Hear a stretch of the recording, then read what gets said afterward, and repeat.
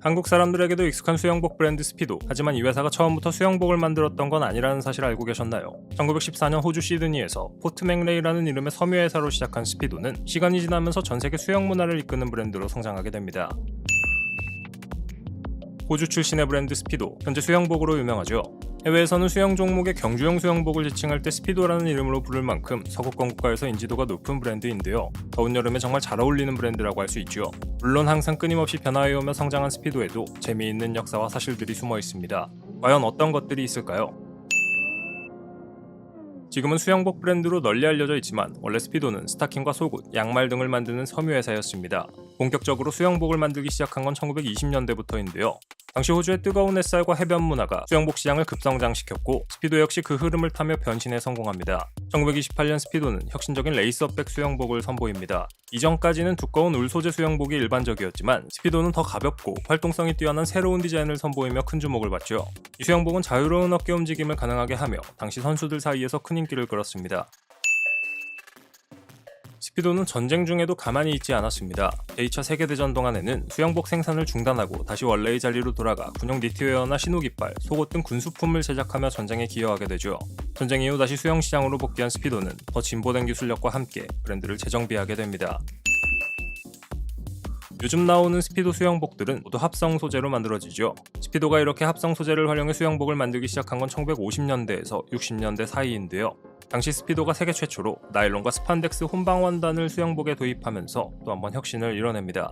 이 소재는 지금도 대부분의 수영복에 사용되고 있을 정도로 표준이 되었죠. 신축성과 내구성이 뛰어나 수영 선수들에게 최적화된 선택이었는데요. 이걸 스피도가 최초로 해냈다는 건 사람들에게 잘 알려지지 않는 놀라운 사실이죠. 합성 소재를 사용한 스피도의 제품은 흡수성이 낮고 염소에 강하기 때문에 수영장에서 사용하기 좋습니다. 스피도는 또한 물에서 잘 반응하는 고품질 폴리에스테르를 사용하며 매우 내구성이 뛰어나도록 만들어졌죠.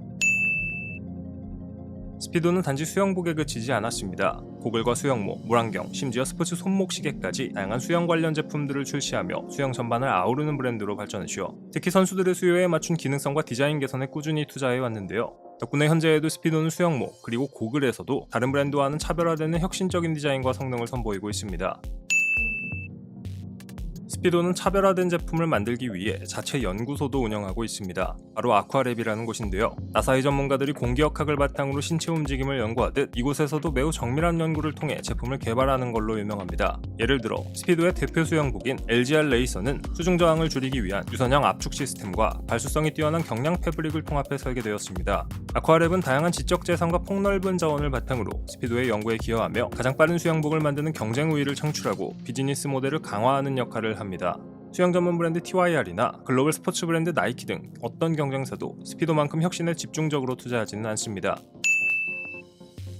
올림픽 무대에서도 스피도는 매우 강한 존재감을 드러냅니다. 2008년 베이징 올림픽 당시 스피도의 LGR 레이서 수영복을 입은 선수들이 무려 90% 이상 메달을 휩쓸며 세계적인 화제를 모았죠. 이후에는 일부 수영복이 규제 대상이 되기도 했지만 그만큼 기술력은 인정받은 셈입니다. 브랜드의 상징인 부메랑 로고, 호주의 문화에서 따온 것으로 돌아온다, 계속 순환한다는 의미를 지니고 있습니다. 단순하면서도 에너지가 느껴지는 이 로고는 스피도의 글로벌 이미지를 잘 보여주고 있으며 수영장에서는 한번 보면 쉽게 잊히지 않죠. 국내에서는 스피도가 한때 수영 선수 전용 브랜드라는 인식이 강했습니다. 수영을 진지하게 하는 사람들 사이에서는 꼭 갖춰야 할 브랜드였죠. 하지만 이후 나이키나 아레나 같은 브랜드들의 공세로 대중적인 인지도는 다소 낮아진 상황입니다. 그렇다고 스피도가 잊혀졌다는 뜻은 아닙니다. 오히려 최근에는 프리미엄 수영 브랜드로서의 정체성을 강화하고 있으며 전 세계적으로도 수영복의 기준이라는 이미지를 유지하고 있습니다. 수영을 즐기는 사람들에게도 익숙한 이름으로 다가가고 있죠. 앞으로도 기술력과 브랜드 철학을 중심으로 스피도는 자신만의 길을 걸어갈 가능성이 높아 보입니다.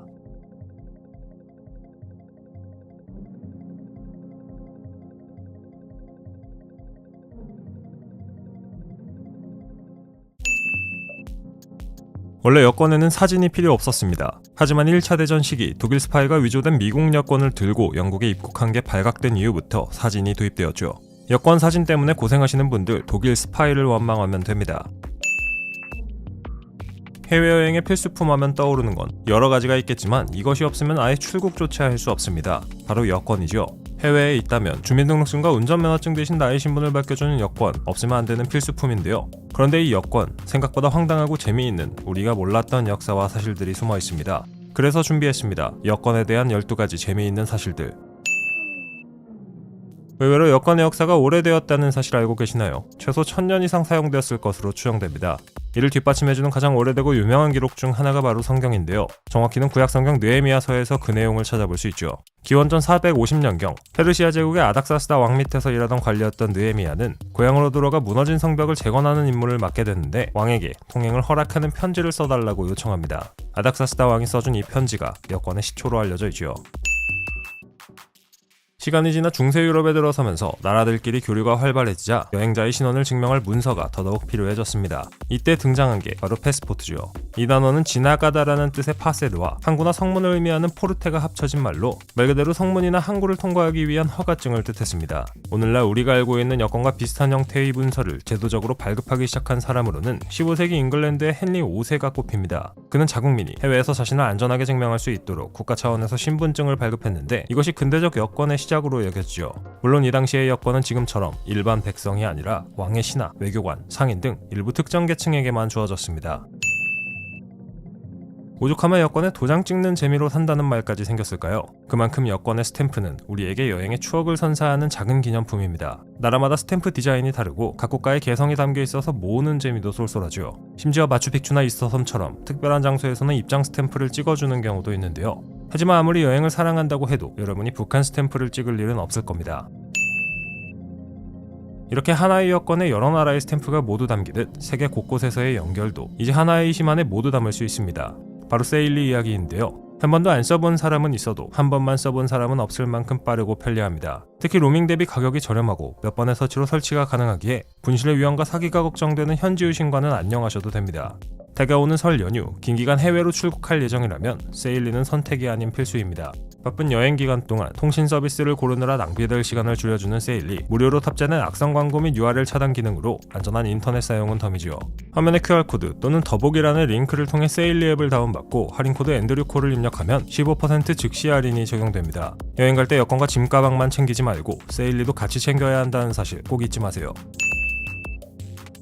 지금은 독사진이 필수지만 여권 사진이 도입된 초창기만 해도 이런 가족 사진을 여권에 사용해도 아무 문제가 없었습니다. 물론 대가족이면 본인 확인하는데 시간은 걸렸겠지만 말이죠. 여권 사진, 까다로운 규정 때문에 아마 많은 분들이 스트레스를 받을 겁니다. 귀를 보여야 하고 머리가 이마를 덮으면 안 되는 등의 규칙이 존재하죠. 그런데 이건 말고도 여권 사진을 찍을 때 하면 안 되는 의외의 행동이 있는데요. 바로 웃는 겁니다. 물론 약하게 웃는 정도라면 괜찮지만 입을 벌리고 크게 웃는 건 불가능하죠. 이는 웃는 표정이 얼굴의 이미지를 변화시키고 이렇게 변화된 이미지 덕분에 자동 출입국 심사에서 본인 확인이 안 될 수 있기 때문입니다. 아무리 웃상이더라도 여권 사진을 찍을 땐 정색해야겠네요. 여권의 색깔은 보통 빨강이나 초록, 파랑, 검정 중 하나입니다. 여권 색깔만 보고도 그 나라가 어떤 성격의 나라인지 대략 알 수 있다면 믿겨지시나요? 물론 예외는 있지만 이슬람 국가들은 대부분 녹색 커버를 사용하며 사회주의 국가들은 빨간색, 파란색은 미주 국가와 남미, 한국 등의 국가에서 사용합니다. 또한 뉴질랜드는 특이하게 검은색 여권을 쓰는데 이는 뉴질랜드 럭비팀의 컬러를 그대로 따왔죠. 우리나라 여권은 재미가 없습니다. 이게 무슨 소리냐고요? 세상의 여러 국가들에서 발급하는 여권들은 우리나라 여권보다 더 재미있는 디테일이 숨어 있습니다. 예를 들면 노르웨이나 캐나다 여권의 자외선 조명을 비추면 오로라가 보입니다. 또한 핀란드 여권 오른쪽과 왼쪽 하단에는 물개 그림이 그려져 있는데 이걸 한 페이지씩 넘기면 마치 애니메이션처럼 움직이는 물개를 볼 수 있죠. 외국인 친구가 있다면 한번 확인해봐도 좋겠네요. 이 밖에도 세계의 다양한 나라들은 여권의 여러 디테일들을 숨겨놓는데 이는 이용하는 사람에게 즐거움을 주기 위함이기도 하지만 위조 방지를 위해서이기도 합니다.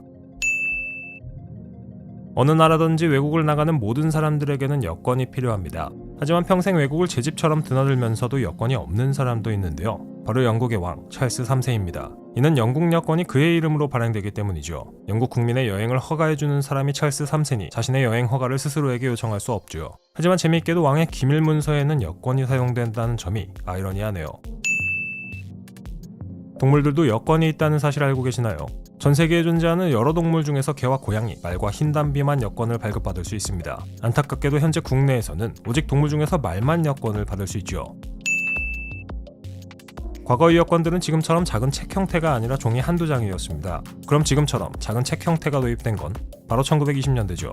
1차 대전 이후 유엔의 전신인 국제연맹의 주도로 지금과 같은 형태의 여권이 도입되었습니다. 물론 이 시기부터 앞에서 언급한 이유 때문에 사진도 필수가 되었죠. 이렇게 여권의 형태가 목적을 갖고 변화해간 것처럼 여행 필수품인 유심 혹은 로밍의 형태도 변화해왔는데요. 오늘 영상 제작을 도와주신 세일리처럼 사용하기 편리하고 안전한 이심 서비스가 생겨난 것처럼 말이죠. 듣다 보니 궁금해서 한번 사용해보고 싶다고요. 더보기란의 특별 혜택 링크를 통해 15% 즉시 할인을 적용할 수 있습니다.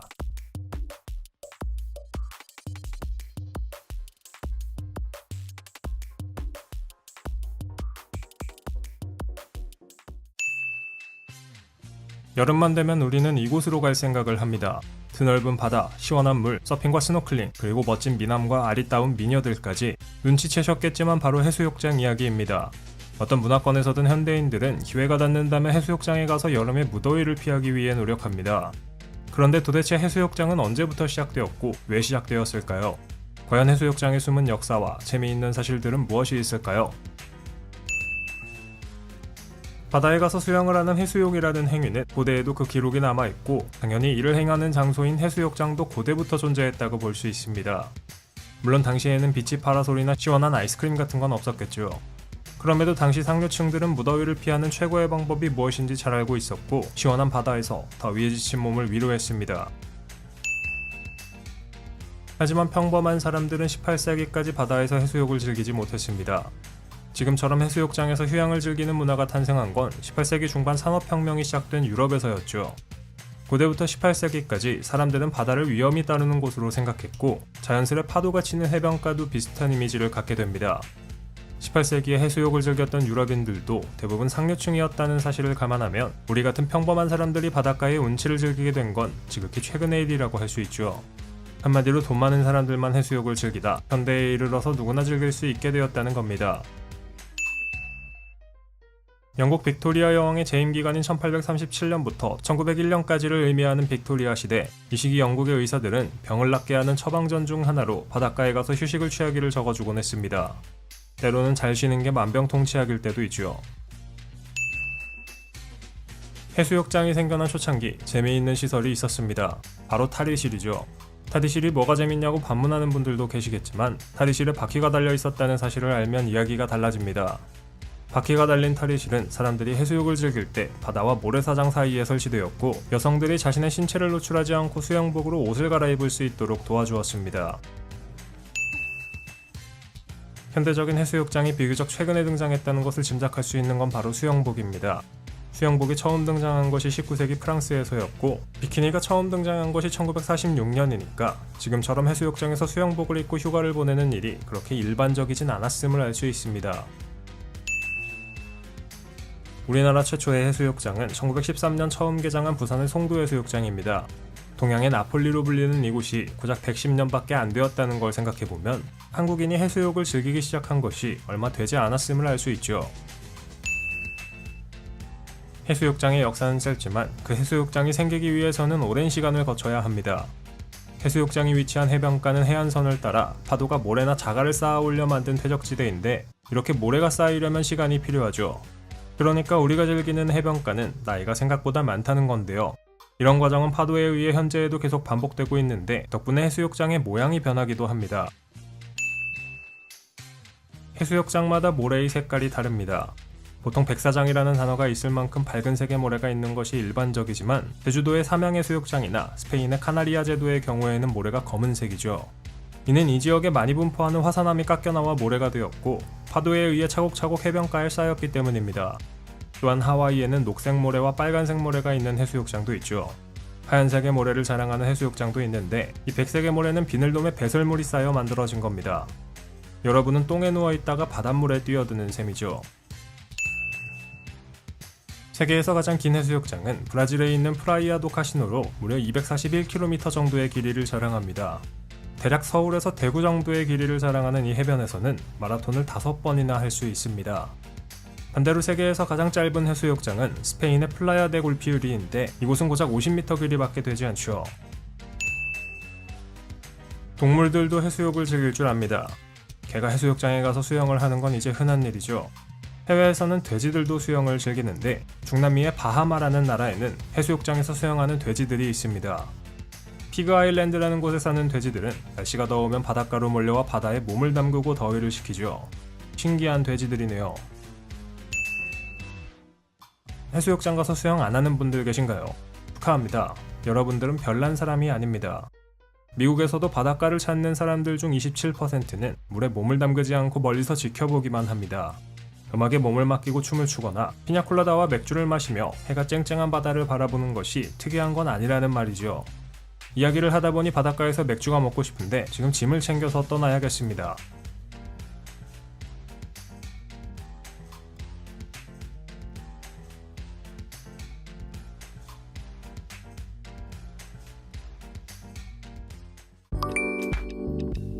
우리가 너무 많은 땀을 흘리면 몸 안의 수분과 나트륨, 칼륨 등의 이온까지 함께 사라져 버립니다.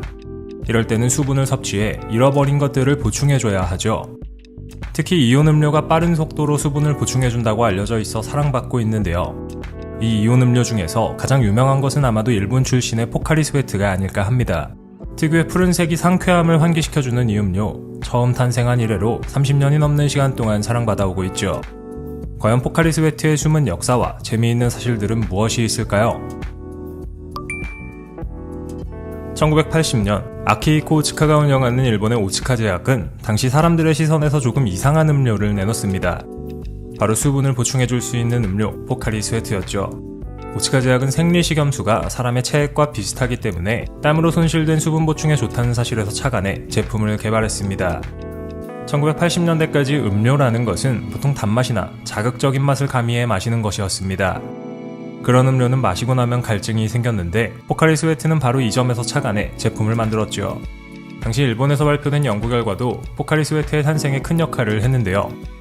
바로 땀에는 나트륨과 칼륨처럼 이온이 포함된 수분이 들어있는데 우리 몸이 이때 잃은 것과 비슷한 성질의 수분을 필요로 한다는 것이었습니다.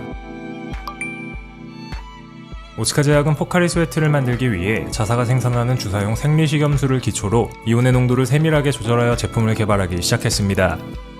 하지만 여러 문제가 있었습니다. 특히 제품을 먹기 좋게 조절하는 일이 난관이었죠. 오츠카 제약은 이온의 쓴맛을 줄이기 위해 소량의 자몽과즙을 첨가해 포카리 스웨트 고유의 맛을 만드는 데 성공합니다. 포카리에 자몽이 들어갈 줄은 몰랐네요. 포카리 스웨트라는 이름이 도대체 무슨 뜻인지 감이 잡히시는 분? 스웨트야 땀이라는 뜻인데 앞에 포카리는 도저히 무슨 말인지 모르는 분들 많을 겁니다. 사실 포카리라는 단어는 아무 의미가 없습니다. 일본어로 밝은 느낌을 주기 때문에 그냥 아무거나 갖다 붙인 것이죠. 이름 짓기 참 쉽네요. 일본의 교토부리백과대학에서 진행된 연구에 따르면 우리의 몸은 포카리 스웨트를 물보다 2.2배 빠르게 흡수한다고 합니다. 그래서 몸에서 수분이 빠져나갔을 때 포카리를 먹어주면 된다고 제조사 측에서는 주장하고 있죠. 하지만 실질적으로는 물이나 이온 음료나 별 차이 없다는 연구 결과도 있으니 하나의 마케팅 수단 정도로 생각하셔도 무방할 듯 합니다. 이 포카리 스웨트가 처음 국내에 들어오게 된 것은 바로 1987년이었습니다. 동아제약의 강신호 명예회장이 기술 제휴를 통해 국내에 들여온 것이죠. 1980년대 중반에 일본 출장에서 포카리 스웨트를 접한 강 회장은 국내에서도 성공할 것이라는 확신으로 이 제품의 생산 기술 도입을 결정했습니다. 그렇게 오츠카 제약과 반반씩 지분을 나눠 동아오츠카라는 회사가 만들어졌고 현재에도 이 회사가 계속 국내에서 포카리 스웨트를 만들고 있죠. 하지만 1987년 5월 포카리 스웨트를 통해 이온 음료를 처음 접한 소비자들의 반응은 싸늘했습니다. 이온 음료에 대한 개념이 없었기에 기존 청량 음료보다 단맛이 적고 밍밍한 맛이 나는 음료에 흥미를 느끼지 못했기 때문이었습니다. 이에 동아오츠카는 대대적인 판촉 행사 및 시음 행사를 통해 내 몸에 가까운 물이란 콘셉트의 알칼리성 이온 음료의 장점을 알리는 데 주력했는데요. 그 결과 제품이 출시된 지 1년 후부터는 한 달에 200만 캔이 팔려나가고 국내 이온 음료 시장의 70%를 점유할 정도로 인기를 끌기 시작했죠. 포카리 스웨트의 인기에는 영양학적 요소 등의 품질과 더불어 블루 앤 화이트의 컬러 마케팅도 큰 몫을 했습니다. 동아오츠카는 내 몸에 가까운 물이라는 진정성을 기반으로 파란 하늘과 청순한 여자라는 포카리 스웨트만의 이미지를 구축해 업계 1위의 브랜드 파워를 만들었습니다. 덕분에 고유의 CM송과 포카리걸들도 큰 인기를 얻었죠. 일본 다음으로 우리나라가 가장 규모가 큰 시장일 정도로 국내에서도 포카리 스웨트는 사랑받습니다. 여름철에 땀을 많이 흘리면 체내에 수분이 부족해지는 탈수 현상이 찾아오고 심한 경우 열사병이나 뇌졸중까지 유발할 수 있습니다. 이때 필요한 것은 수분 흡수를 도와주는 물이나 포카리 스웨트 같은 이온 음료죠. 물론 물이나 이온 음료나 흡수 속도는 별반 차이 없다고 하지만 이온 음료는 우리 몸에 있는 전해질까지 보충해주기 때문에 신체 밸런스 유지에 큰 도움이 됩니다. 땀을 흘리는 격렬한 운동을 했을 때나 이온 음료를 먹어주면 좋고 대부분의 상황에서는 물 정도만 마셔도 충분하다네요. 왜 운동선수들이 포카리 스웨트를 먹는지 다시 한번 이해하실 수 있겠죠. 포카리 스웨트는 일본에서 개발되었는데 원산지답게 일본에서는 특이한 포카리 스웨트를 판매합니다. 우리나라에서는 페트병, 캔, 가루 정도로만 접할 수 있지만 일본에서는 젤리 타입으로도 제품이 출시됩니다. 국내 이온 음료 시장 점유율의 50%를 차지하면서 포카리 스웨트는 승승장구하고 있습니다. 청량감도 강하고 자극적이지 않으며 갈증 해소에 도움이 되겠다는 느낌을 주기까지 하는 이 제품. 어느덧 국내에서 이온 음료 시장의 강자가 되었죠. 운동하지 않고 계속 먹게 되면 살이 찐다는 이야기도 있지만 운동을 하느나 더운 여름날에 먹어주면 좋은 포카리 스웨트는 과연 앞으로 어떻게 더 사랑받게 될까요? 푸른색의 이 음료가 미래에 어떤 방식으로 소비자들에게 다가가게 될지 기대가 되는 순간입니다.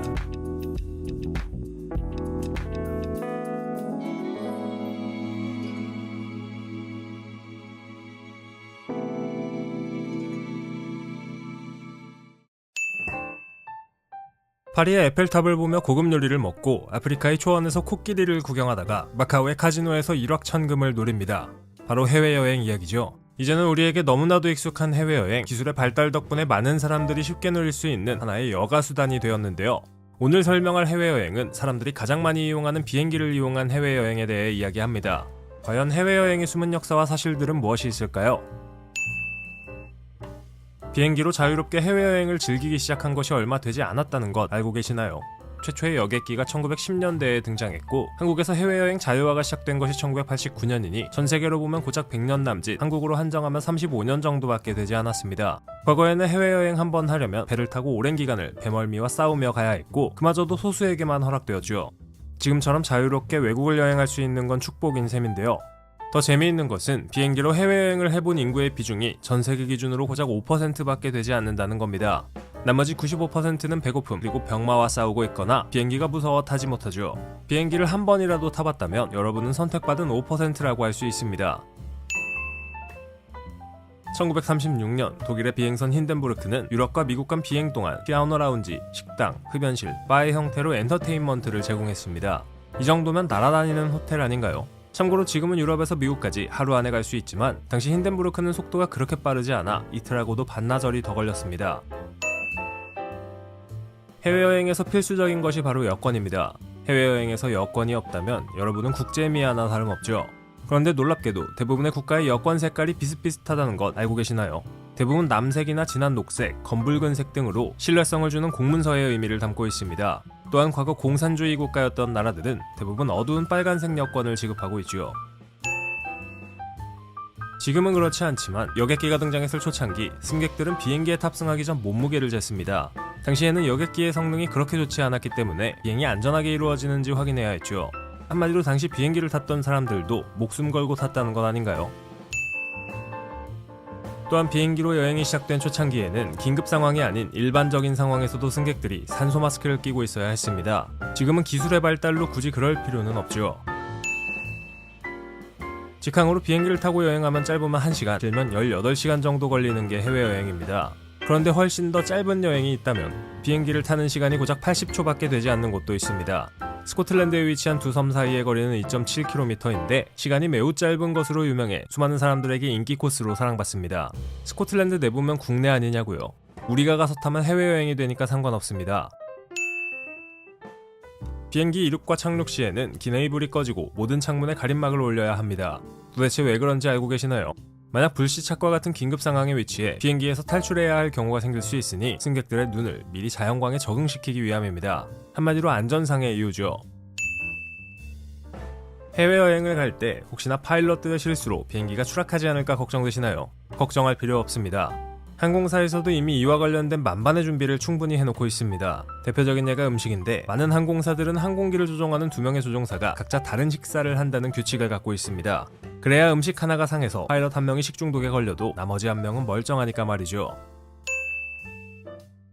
아마도 해외여행자들을 가장 귀찮게 하는 것 중 하나는 바로 기내수화물의 액체 제한일 겁니다. 대부분의 항공사들은 액체 용량을 100ml로 제한하며 지퍼백에 담으라고 권고하죠. 이 조치는 보안을 강화하기 위해 2006년에 시행되었는데 액체 형태의 폭발물을 만들어 테러할 가능성이 있기 때문이었습니다. 그런데 조만간 이런 제한이 사라질 수도 있다는 것 알고 계시나요? 각 공항 내의 보안 검문소에 3D 스캐너를 도입하여 가방의 정확한 내용물을 명확하게 식별할 수 있도록 하면 더 이상 기내 수화물에 대한 제한이 필요 없어지게 됩니다. 그래서 기내 수화물 액체 제한이 2024년까지 대부분의 공항에서 유지되다가 이후 사라질 수도 있다고 합니다. 비행기의 창문은 둥글게 생겼습니다. 왜 그럴까요? 정사각형으로 만들면 압력에 의해 창문이 갈라져 비행기가 폭발할 염려가 있기 때문입니다. 반면 둥글게 만들면 창문이 깨지지 않죠. 유독 비행기를 타고 해외여행을 갈 때 기내식이 맛없게 느껴지셨던 분들 계시나요? 그에 걸맞는 합당한 이유가 있습니다. 비행기가 높은 고도에서 비행할 때 공기는 매우 건조해지고 기압은 떨어지죠. 덕분에 기내에 탑승한 승객의 후각과 미각은 떨어지게 되며 맛을 보는 감각기관인 미래의 3분의 1 이상이 제 기능을 하지 못합니다. 1987년 아메리칸 항공은 1등석에서 제공되는 각 샐러드에 올리브를 하나씩 덜 주어 약 4만 달러, 현재의 가치로 약 10만 달러를 절약했습니다. 어차피 맛도 제대로 못 느끼는데 하나씩 빼도 티 안 난다 이건가요? 2023년 기준 한국인들이 가장 많이 찾은 여행지는 일본, 그 다음은 베트남과 태국, 필리핀, 대만 순이었습니다. 역시 가까운 게 최고네요. 이코노미 증후군이 두렵다면 한국 근처의 나라로 날아가야겠죠. 우리는 숫자 4를 불길함의 상징으로 여깁니다. 그래서 건물에 4층이 없는 경우가 많죠. 해외여행을 위해 비행기에 탑승할 때도 이와 비슷한 경우를 볼 수 있는데 많은 항공사의 여객기에는 13열이 없습니다. 해외여행을 위해 비행기에 탑승했을 때 기내 화장실에 잿더리가 있는 걸 보셨을 겁니다. 2000년부터 기내 흡연은 엄격히 금지되어 있고 강하게 처벌받는데 도대체 왜 잿더리가 있을까요? 왜냐하면 혹시라도 누군가 니코틴 충전 욕구를 참지 못하고 담배를 피우는 경우 항공기에 심각한 손상을 입히지 않도록 담배를 잿더리에 버리게 하기 위해서입니다. 아무데나 꽁초를 막 버렸다가 불나면 도망갈 곳도 없으니까 말이죠. 역사상 가장 비싼 항공권은 에티하드 항공이 아부다비에서 경유하는 뭄바이 뉴욕 노선이었는데 가격이 32,000달러, 하나로 약 3,400만원 정도 했습니다.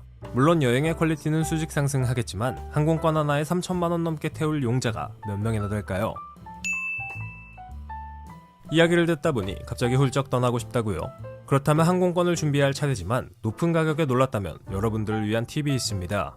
우선 출발하기 6주 전에 예매하는 것이 가장 저렴한데 간혹 나오는 항공사의 특가 프로모션을 이용한다면 말도 안 되는 가격의 비행기표를 득템할 수 있습니다. 또한 일주일 중 평일은 비교적 가격이 저렴한 편이고 3월에 출발하는 항공편이 가장 저렴하니 3월 평일에 출발한다면 좋겠죠.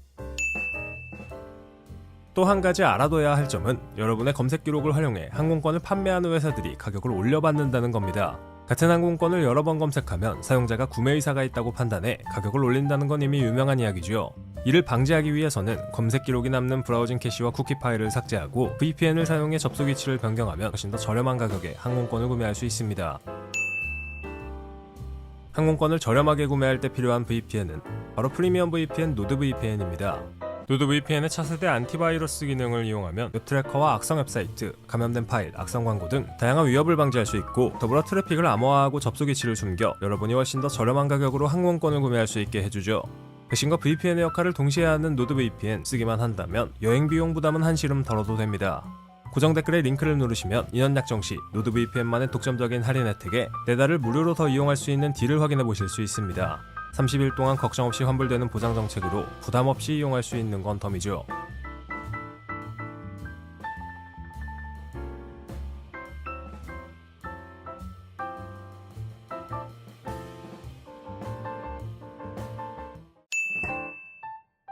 더운 날씨, 맥주는 많이 먹었고 소주나 위스키가 질린 사람들은 아마 이 술을 찾게 될지도 모릅니다.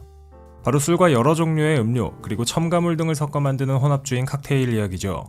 하나만 먹는 것보단 섞어 먹는 게 더 맛있다는 걸 저절로 느끼게 되는 칵테일, 여름철에 한 사발이 하면 기가 막히게 기분이 좋아지는 걸 느낄 수 있습니다. 그런데 우리는 정작 칵테일의 숨은 역사와 재미있는 사실들은 잘 모르는 것 같은데요. 그래서 준비했습니다. 칵테일에 대한 13가지 사실들. 칵테일은 어떻게 탄생했을까요? 술과 다른 첨가물을 말아먹는 행위는 고대부터 흔히 있는 일이었지만 지금처럼 수만 가지 종류의 칵테일이 등장하게 된 건 바로 19세기 미국에서부터였습니다. 아이러니하게도 당시의 미국은 금주법 시대로 술을 먹는 것이 금지되어 있었죠. 도대체 어떻게 된 일일까요? 금주법 시대에는 몰래 만든 술인 밀주, 즉 문샤인을 만들어 판매하곤 했습니다. 금주법 당시 몰래 만들어졌던 밀주는 구성 성분이 지금의 술과는 비교도 안 될 정도로 엉망이었고, 심지어 이 술을 먹고 죽는 사람들도 많았죠. 당연히 맛도 쓰레기였을 겁니다. 이를 숨기기 위해 각종 향과 맛을 첨가해 본격적으로 발달하게 된 것이 바로 지금의 칵테일입니다. 이렇게 미국에서 발달한 칵테일은 1차 대전과 2차 대전을 거치며 세계로 퍼져나가 유명해지기 시작했죠. 칵테일은 직역하면 수탉의 꼬리라는 뜻입니다. 도대체 왜 술에 이런 이름이 붙었을까요? 여러 설이 있지만 그중 어느 것이 칵테일의 정확한 어원인지는 사실 알지 못합니다. 다만 칵테일이라는 단어가 18세기부터 사용되었다는 기록을 보면 대략적인 역사를 알 수 있죠. 세계에서 가장 오래된 칵테일 레시피는 한 책에 담겨져 있는데 바로 1862년 제리 토마스라는 사람이 쓴 책입니다. 이 남자는 드라이 마티니 레시피를 만든 바텐더이기도 했는데 그 덕분에 바텐더라는 직업이 인기를 끌기 시작했죠. 칵테일을 마시다 보면 우산이 꽂혀져 있는 걸 종종 확인할 수 있습니다. 도대체 이 우산은 누가 그리고 왜 꽂아놓기 시작한 걸까요? 정답만 간단히 말하자면 1930년대 빅터 베르제롱이라는 남자가 만들었고 장식용으로 꽂아놓기 시작했습니다. 칵테일 중에는 알코올이 들어가지 않는 칵테일도 있습니다. 술은 마시면 안 되지만 파티 자리에는 참석해야 하는 사람들 혹은 술이 약한 사람이나 어린아이들도 이 칵테일을 마실 수 있죠. 놀랍게도 이런 무알콜 칵테일에는 목테일이라는 이름이 붙어 있습니다. 제임스 본드는 항상 젖지 않고 흔든 마티니를 주문합니다. 제임스 본드의 대사에서처럼 바에서 마티니를 주문하면 미친놈 취급을 받을 수 있지요. 차라리 어니스트 해밍웨이가 좋아했던 모히토를 시키는 게 더 정상적으로 보일 수 있을 것 같습니다. 몇몇 칵테일에는 상상치도 못한 재료가 들어갑니다. 버섯, 뿌리채소, 콩, 굴, 그리고 심지어 마늘까지 들어가는 레시피도 있죠. 칵테일 종류에 따라서 모양이 다른 유리잔에 담겨져 나옵니다. 아무 잔에나 담아도 상관없을 것 같은데 굳이 이렇게 해야 할 필요가 있을까요? 물론 필요가 있습니다. 어떤 잔에 담기냐에 따라 우리가 칵테일에 대해 얻는 시각적인 정보도 달라지고 더불어서 우리가 마시는 칵테일의 맛에도 영향을 끼칠 수 있기 때문이죠. 보기도 좋은 떡이 먹기도 좋다는 말 기억해두면 될 것 같네요. 세계에서 가장 잘 팔리는 칵테일은 바로 마가리타입니다. 1930년대 등장한 이후로 전 세계에서 칵테일의 왕으로 자리 잡아왔죠. 데킬라와 라임 주스가 들어가는 이 칵테일은 국내에서도 많은 사랑을 받는 칵테일인데요. 맛이 궁금하다면 한번 먹어보시면 되겠습니다. 라듐이라는 물질을 아시나요? 위인전에 자주 등장하는 퀴리 부부가 발견한 이 물질은 시계의 야광물질로도 종종 사용되던 방사선을 내뿜는 화학원소입니다. 과거에는 이 라듐을 이용해 만들어진 아토믹 칵테일도 있었죠. 이 칵테일을 마신 사람들은 미열과 두통, 우울감 등을 호소했다고 하는데 이거 완전히 원자폭탄 간접 체험이네요. 캐나다의 유콘이라는 지역에는 바가 하나 있습니다. 이 바에 가면 특별한 칵테일을 맛볼 수 있는데 바로 사람 발가락이 들어간 칵테일입니다. 자세한 설명은 생략하겠습니다. 아마 사람들에게 인기 있는 칵테일 10개를 조사해 뽑아본다면 진토닉이 꼭 등장할 것 같습니다. 칵테일의 한 종류로 진과 토닉 워터를 섞는 간단한 레시피로 많은 인기를 얻는 칵테일이죠. 놀랍게도 원래 이 칵테일은 말라리아 퇴치를 위해 만들어졌습니다. 말라리아 치료제로 쓰이던 퀴닌이라는 성분이 있었는데 이게 많이 써서 쓴맛을 없애기 위해 술과 설탕 등을 섞어 마신 것이 바로 진토닉이었죠.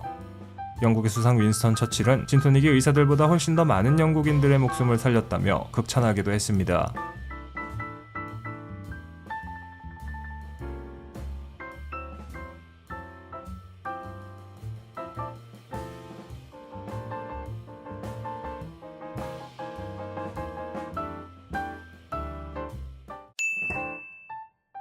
이 시국부터 오줌맛까지 다양한 종류로 만들어져 우리의 사랑을 받는 음료가 있습니다. 바로 맥주죠.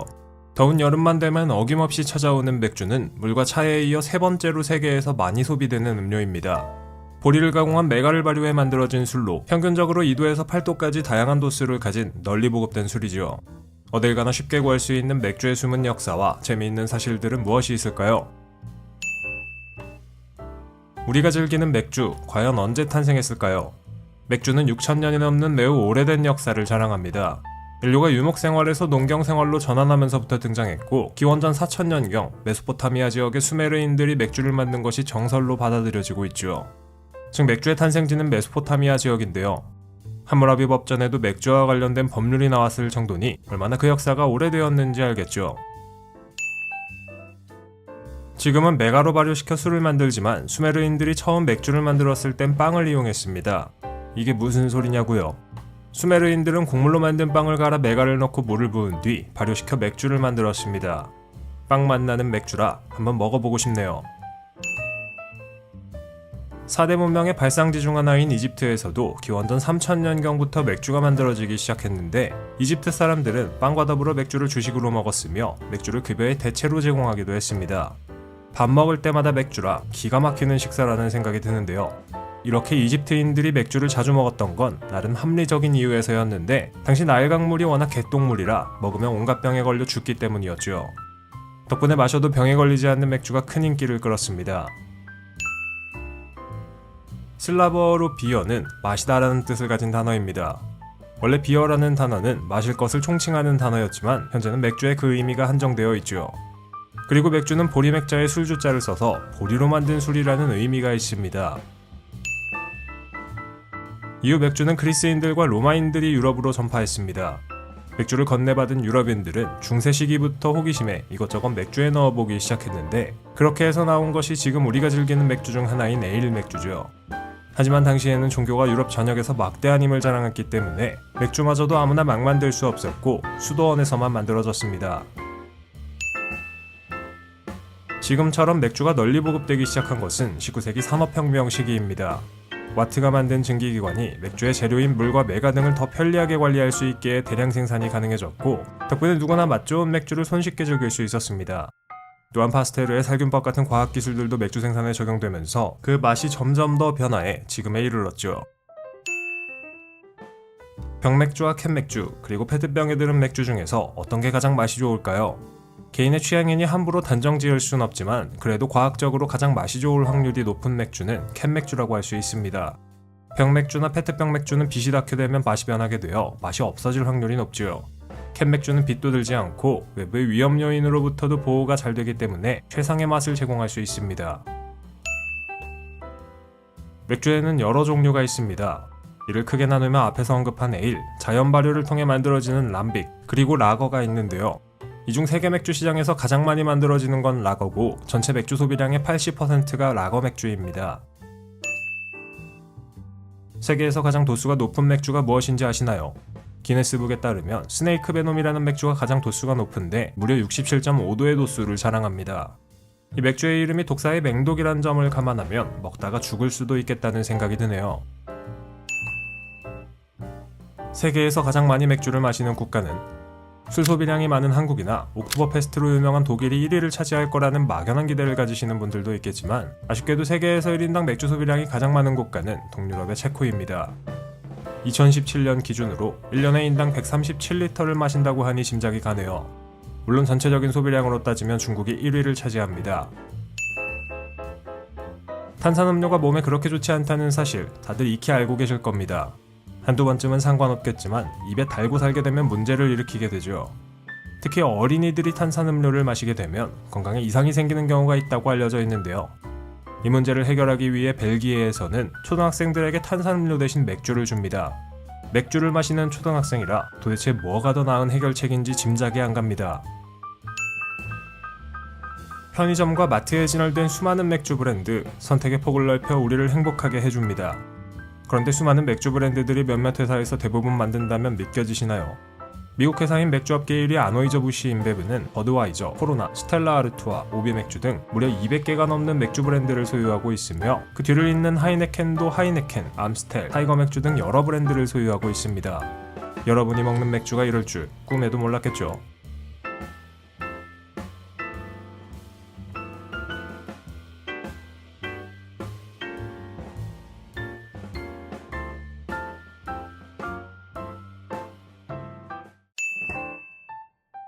더운 여름에 없으면 죽을 것 같은 간식, 바로 아이스크림입니다.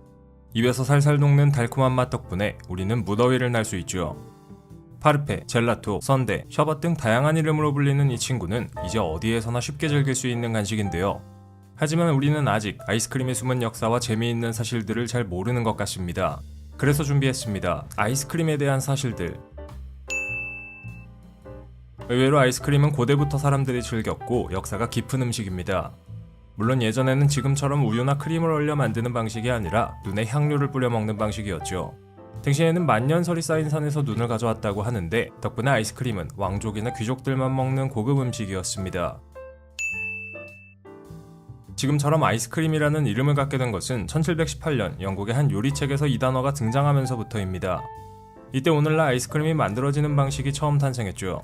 19세기 대량으로 아이스크림을 만들 수 있는 제조법이 미국에서 등장해 아이스크림이 대중화되었고, 시간이 지나면서 제조 기술의 발달로 다양한 방식으로 만들어지면서 온갖 맛과 형태로 나와 우리의 입을 즐겁게 해주고 있죠. 세계에서 가장 많이 아이스크림을 소비하는 국가들 중 하나는 바로 미국입니다. 2019년 통계 기준으로 소비량 2위를 차지하면서 자존심을 지켰죠. 90% 이상의 미국인들이 항상 냉장고에 아이스크림을 넣어둘 정도라고 하니 말 다 했습니다. 3위는 넓은 땅덩어리를 자랑하는 남반구의 호주, 1위는 호주 바로 옆에 뉴질랜드입니다. 1위와 3위 모두 남반구에 있다는 공통점이 있는데 예지간이 더운가 보네요. 바닐라와 초코 둘 중에 하나만 고르라고 하면 뭘 고르실 건가요? 통계 결과로는 많은 사람들이 바닐라를 더 선호한다고 나타났습니다. 한 기관의 연구에 따르면 세계에서 가장 인기 있는 아이스크림은 바로 바닐라인데요. 초코 아이스크림이 바닐라 아이스크림보다 훨씬 더 먼저 만들어졌긴 했는데 18세기까지만 해도 바닐라는 매우 귀한 향료였기 때문에 바닐라 아이스크림이 대중화된 건 그닥 얼마 되지 않았다고 합니다. 아이스크림은 다양한 맛으로 만들어집니다. 때로는 너무 다양해서 저걸 왜 만드나 싶은 맛도 있죠. 아보카도 맛, 마늘 맛, 칠리 맛, 그리고 심지어 핫도그 맛 아이스크림도 있습니다. 아이스크림 먹고 나면 머리가 띵해지는 분들 계신가요? 얼얼한 느낌과 함께 두통이 오는 것을 느껴보신 분들이 있을 건데요. 이런 두통을 한랭자극 두통이라고 하는데 차가운 걸 먹었을 때 두피에 혈관이 수축되고 혈액순환이 원활하지 않아 유발되는 것이죠. 이때 혀로 입천장을 누르면 두통을 줄일 수 있습니다. 차가운 음식을 느끼는 촉각에서 입천장을 누르는 감각으로 신경이 분산되기 때문이죠. 1988년 캐나다에서는 24톤이나 나가는 썬드 아이스크림을 만든 적도 있습니다. 다 먹으면 배탈 날 것 같네요. 아이스크림이 불경기나 전쟁 중에 판매량이 증가한다는 이야기 들어보셨나요? 경제가 어려워지면 많은 사람들이 자신이 좋아하는 것들을 포기하게 되지만 아이스크림은 나름 합리적인 가격이기 때문에 아무리 경기가 어려워도 한 번쯤은 먹을 수 있습니다. 그래서 오히려 아이스크림이 훨씬 더 잘 팔려나가죠. 아이스크림을 파는 사람들이 일주일 중 돈을 가장 많이 버는 날은 바로 일요일입니다. 할 거 없으면 아이스크림이나 먹고 누워서 쉬는 게 최고라서 많이 사 먹나 봅니다. 아이스크림 판매량이 가장 높은 것은 당연히 한여름입니다. 생산과 소비 둘 다 여름에 가장 많이 이루어집니다. 국내에서는 건강 문제 그리고 다양한 디저트의 등장으로 판매량이 조금씩 줄어들고 있지만 해외에서 국내 아이스크림이 꽤나 잘 팔린다는 사실을 알고 계신가요? 여러분들 잘 아시는 월드콘이나 스크류바, 메로나 등은 해외에서 의외로 잘 나갑니다. 아이스크림은 유통기한이 없습니다. 아이스크림 같은 빙과류는 제조시 살균 처리 후 영하 18도 이하에서 냉동 상태로 유지됩니다. 이런 조건에선 세균이 생기기 어려워 유통기한이 필요 없죠. 하지만 1년 넘게 냉동실에서 보관하면 수분이 사라져 단맛이 빠지니까 빨리 먹는 게 베스트긴 합니다. 아이스크림 종류도 꽤나 다양하다는 것 알고 계신가요? 아이스크림은 공기가 얼마나 들어가는가, 유지방이 얼마나 들어가 있는가 등에 따라 다양하게 구분됩니다. 아이스크림, 저지방 아이스크림, 아이스 밀크, 셔벗 등으로 나누어진다니 복잡하고 심오하네요. 아이스크림을 녹였다가 다시 얼리면 처음 판매할 때랑 모양이 좀 다릅니다. 이는 앞에서 이야기했던 것처럼 아이스크림에 공기가 들어가기 때문인데요. 아이스크림에 공기를 넣는 이유는 더 부드럽게 그리고 풍성하게 보이게 하기 위함입니다. 한번 아이스크림이 녹으면 그 안에 있던 공기가 모두 다 빠져나가 처음 아이스크림을 샀을 때처럼 부드러운 맛이 나지 않습니다. 앉은 자리에서 산 거 한 번에 다 먹어야 하는 이유가 또 하나 생겼네요.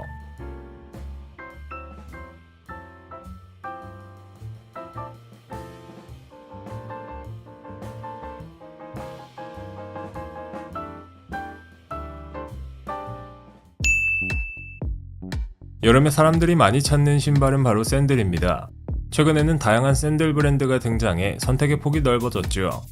그런데 이 샌들 중에서 하나만 고르라면 저는 독일 출신의 샌들 버켄스탁을 고를 것 같습니다. 1774년 처음 탄생한 이래로 현재까지도 여름철에 많은 사랑을 받는 이 브랜드는 특유의 디자인으로 인기를 끌고 있는데, 만약 이 브랜드가 루이비통 그리고 디올과 한솥밥을 먹는다면 믿겨지시나요? 우리가 몰랐던 버켄스탁의 숨은 역사와 재미있는 사실들 한번 알아보겠습니다. 버켄스탁은 1774년 처음 탄생했습니다. 창립자 요한 아담 버켄스탁은 신발공으로 등록하면서 독일 헤센주의 한 작은 마을에서 신발을 정식으로 만들기 시작했고, 이후에는 대를 이어 계속 신발이 생산됩니다. 버켄스탁의 이미지가 되어버린 편한 신발이 탄생하게 된 것은 19세기 즈음에 들어 요한의 증손자인 콘라드 버켄스탁이 연구를 거듭했던 결과였죠. 그는 버켄스탁이 자랑하는 특유의 아치형 밑창을 만들어 사람들이 편한 발을 유지할 수 있게 했습니다. 콜라드가 신발을 만들던 19세기 즈음, 버켄스탁은 목욕탕에서나 신는 신발이었습니다. 하지만 발이 편해지는 신발인 덕택에 버켄스탁은 1차 대전 이후 부상당한 병사들을 위한 정형외과용 신발로 이용되기도 했으며, 체조 선수들에게도 큰 인기를 끌게 되었죠. 한마디로 의료용품 수준이었습니다. 브랜드의 역사가 오래되었다고는 하지만 사실 우리가 지금 신는 버켄스탁이 등장한 것은 그리 오래되지 않았습니다. 버켄스탁의 바닥을 코르크로 만들기 시작한 것은 1960년대였고, 세계적으로 이것이 사랑받기 시작한 것은 1970년대부터였죠. 240년이 넘는 브랜드의 역사 중에서 지금 같은 신발이 등장한 건 고작 50년 정도밖에 되지 않은 겁니다. 버켄스탁이 세계로 뻗어나가게 된 계기가 있습니다. 1966년 한 미국인 사업가가 독일 관광 중에 발을 다쳤는데, 발에 잘 맞는 샌들을 찾다가 버켄스탁을 발견하고 편안한 매력에 빠지게 되었죠. 이 사업가는 버켄스탁 신발이 미국에서도 잘 팔릴 것이라고 생각했고, 본사 측의 미국 판매를 제안해 버켄스탁이 미국에서 판매되기 시작했습니다. 1960년대부터 70년대 사이 콘라드의 아들 칼 버켄스탁은 한층 더 나아가 신발에 과학적으로 접근하기 시작했습니다. 그는 사람들이 걸을 때 어떤 식으로 발에 힘이 실리는지 연구했고, 그 결과 사람들에게 편한 샌들을 만들어낼 수 있었죠. 아치형 모양이 발의 부담을 덜어주고 코르크 소재로 푹신하게 만들어 오래 신어도 발이 상대적으로 덜 피곤한 신발을 만들었습니다. 버켄스탁에서 수많은 모델들이 쏟아져 나오지만 한결같이 신어도 발이 편하다는 건 그 덕분이라고 할 수 있겠네요. 칼 버켄스탁 덕분에 대략 300개가 넘는 버켄스탁 모델들이 등장했습니다. 여러분도 아시다시피 버켄스탁 신발의 모델명은 세계 각지의 도시 이름을 따서 만들어지죠. 서울과 부산이 없다는 게 조금 아쉬운 점이지만 어쨌든 기억하기 쉬운 네이밍 덕분에 그 모델을 쉽게 기억할 수 있습니다. 그런데 왜 도시 이름이 모델명이 붙었는지 궁금하지 않으신가요? 제품들을 살펴보면 묘하게 해당 도시에서 볼 수 있는 느낌으로 만들어졌습니다. 대표적인 예가 바로 아테네 모델인데요. 정말 고대 그리스 사람들이 신을 법한 느낌의 신발이지 않나요? 만약 서울이라는 모델이 등장하면 어떤 느낌일지 궁금하네요. 지제라는 도시명은 못 찾겠다고요? 베스트셀러 중 하나인 지제는 피라미드와 스핑크스가 있는 이집트의 기자 지역입니다. 수많은 모델들 중에서 가장 먼저 등장한 건 1963년 출시된 마드리드입니다. 그리고 1964년 취리히와 1973년 아리조나가 뒤이어 등장했죠. 아리조나는 등장한 지 오래된 만큼 꽤 많이 팔렸는데 지금까지 팔린 모든 버켄스탁 신발의 3분의 1을 차지할 정도입니다. 버켄스탁 신발은 접근 가능한 가격대에 튼튼하고 편하게 신을 수 있는 신발이지만 퀄리티는 보장되어 있습니다. 이는 QC, 즉 제품의 품질에 신경을 많이 쓰기 때문이지요. 처음 버켄스탁이 탄생했을 때부터 이어져온 노하우로 17개의 공정을 거쳐 샌들이 만들어지며 해외가 아닌 독일 내에서 만들어지고 있습니다. 많은 브랜드들이 인건비 절감을 위해 중국에 공장을 두는 경우가 있는데 버켄스탁은 중국을 거르는 걸 보니 뿌리 깊은 역사를 가진 브랜드가 많네요. 현재 버켄스탁은 최고의 전성기를 맞고 있습니다. 200년이 넘는 역사 중에서 이렇게 인기를 끈 적이 없었던 것이죠. 재미있게도 2012년 경영권 문제 때문에 버켄스탁 가문 내부에서 서로 다툼이 있었지만 오히려 그 시기 버켄스탁의 인기는 폭발하기 시작했습니다. 이 시기 이후부터 셀린느와 리고엔스, 발렌티노와 스투시, 키스 등 다양한 브랜드와 콜라보를 진행하면서 버켄스탁은 핫한 브랜드로 자리매김하기 시작했죠. 버켄스탁에서는 침대도 만듭니다. 신발이나 침대나 둘 다 편안해야 한다는 공통점이 있죠. 발이 닿는 코르크 부분을 풋베드라고 부르는 걸 생각해보면 침대를 왜 만들었는지 대충 알 것 같네요. 2021년 2월 상승세에 힘입어 버켄스탁은 LVMH 계열의 투자회사에 인수되었습니다. 세계 최고의 명품 제국으로 불리는 LVMH에는 루이비통과 디올, 로에베, 셀린, 펜디 등등 쟁쟁한 브랜드들이 속해 있지요. 하긴 지금까지 사람들에게 사랑받아온 걸 보면 버켄스탁을 사들이는 게 돈 되는 장사라고 할 수 있겠습니다. 200년이 넘는 기간이 지나면서 그냥 편한 신발에서 멋지기까지 한 신발로 성장하게 된 버켄스탁은 앞으로도 더 사랑받게 될 것 같습니다.